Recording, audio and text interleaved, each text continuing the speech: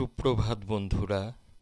সকালবেলায় হাঁটতে বেরিয়ে একটা দৃশ্য চোখে পড়ল, আর এই দৃশ্যটা আমি ক্যামেরাবন্দি করলাম। আমরা বাজারে, বিশেষ করে ফুলের বাজারে গিয়ে দেখি বেলের পাতা বিক্রি হয়।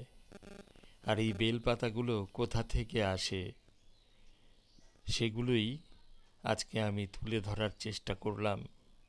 আমি রয়েছি এখন হিজুলি কুণ্ডুপাড়াতে, আর এখানে রয়েছে একটি বেল গাছ।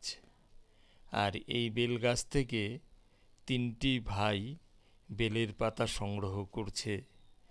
আর এই বেলের পাতাগুলো চলে যাবে ফুলের বাজারে।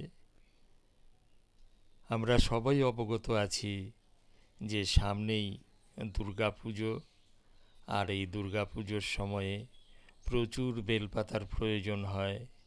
আর এই বেলপাতাগুলো কোথা থেকে আসে সেই দৃশ্য দেখছি।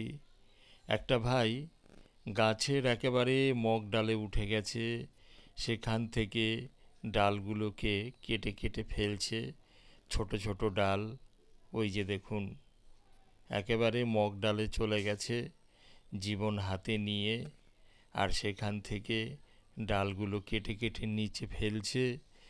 আর নিচে দুজন ভাই এই বেলপাতাগুলোকে গুছিয়ে রাখছে। তাদের জিজ্ঞাসা করে আমি জানতে পারলাম এই বেলপাতাগুলো আজকেই তারা হাওড়ার হাটে নিয়ে যাবে এবং সেখানে গিয়ে তারা এই বেলপাতা বিক্রি করে আসবে।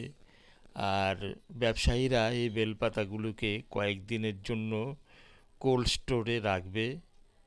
আর দুর্গাপুজোর সময়ে এই পাতাগুলো বিক্রি হবে। বর্ষার জল পেয়ে এই গাছের পাতাগুলো একেবারে সতেজ হয়ে গেছে। আর এই জায়গাটা হিজুলি কুণ্ডুপাড়া, দেখুন জায়গাটা কি সুন্দর। একেবারে সুন্দর রাস্তা চলে গেছে এই দিকটা সোজা আড়ংঘাটার দিকে, আর বিপরীত দিকটা রানাঘাট শহরের দিকে।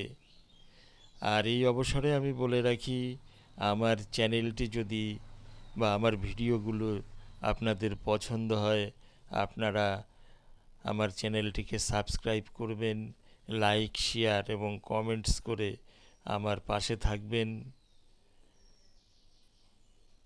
আর সম্ভব হলে আমাকে ফলো করবেন, এইটুকু আবেদন রাখছি।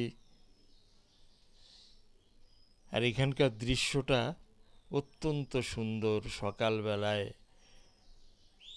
এখনো পর্যন্ত সূর্যের যে তেজ সেটা এখনো পুরোপুরি বের হয়নি। নমস্কার।